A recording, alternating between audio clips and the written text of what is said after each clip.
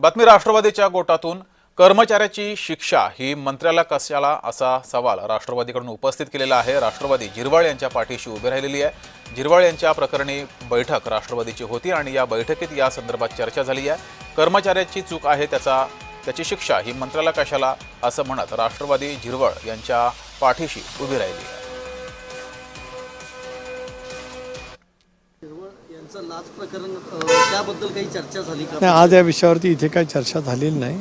ते व्यक्तिगतरित्या महिन्यांची भेट घेऊन त्याच्याबाबतीतली माहिती त्या ठिकाणी देतील।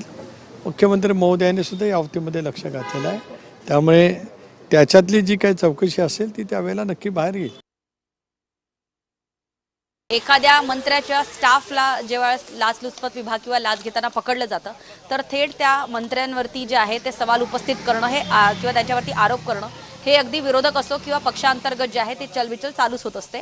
आरोप प्रत्यारोपाचं राजकारण जे आहे ते सुरूच असतं। मात्र दुसरीकडे आपण बघितलं आहे की यावरती सर्व या गोष्टीवरती जे आहे ते सुनेत्रा पवार नेमकं काय निर्णय घेत आहे, कारण जर ही कारवाई किंवा जर एकूणच या घटनेमध्ये जर संबंधित विभाग कारवाई करत असेल आणि जर आरोपी आहे राजू ढेरेंगी जो नरहरी झिरवाळ यांचा स्टाफ आहे त्याने अद्याप त्याच्या माहितीमध्ये किंवा त्याच्या चौकशीमध्ये नरहरी झिरवाळांचं कोणतंही नाव घेतलेलं नाहीये। त्याच्यामुळे नरहरी झिरवाळांवरती आरोप जरी झाले किंवा विरोधकांनी सवाल जरी उपस्थित केले असले तरी एका क्लर्कला पकडल्यामुळे एका कॅबिनेट मंत्र्याचा राजीनामा जर घेतला तर खरोखरच हे राष्ट्रवादीसाठी सुद्धा त्यांच्यासमोर सुद्धा हे चॅलेंज किंवा प्रश्न उभं राहणार आहे, कारण नरहरी झिरवाळ हे आदिवासी समाजातले आहेत।